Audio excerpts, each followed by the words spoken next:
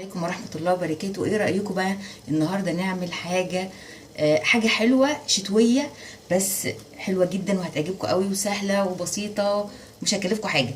معانا مية بتغلي، فيها معلقة واحدة بس زيت، وفيها شوية مكرونة سباجيتي. هنقول بسم الله. حاجة مش هتكلفكم حاجة خالص غير شوية المكرونة بس. هنسيب المكرونة بتاعتي تتسلق من غير ملح ومن غير اي حاجة. المكرونه بتاعتي اتسلقت وصفيتها. هنقول بسم الله. معلقه سمنه بلدي او معلقه زبده، وفي نفس الحله هنحطها. سيبها بقى تفك كده.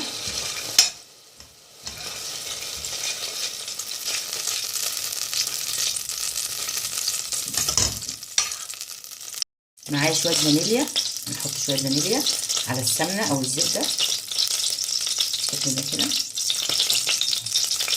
وهنحط المكرونه بتاعتي اللي اتسلقت. هنقول بسم الله.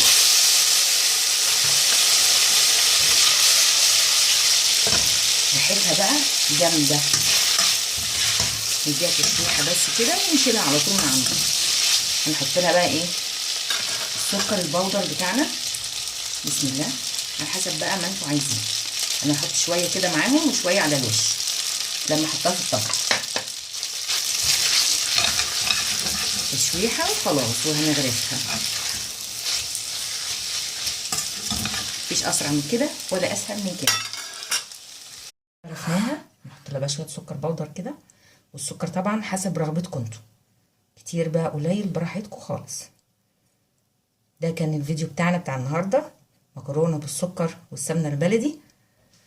بألف هنا وشيفه. ما تنسوش الاشتراك وتفعيل الجرس عشان يوصلكم مني كل جديد ان شاء الله.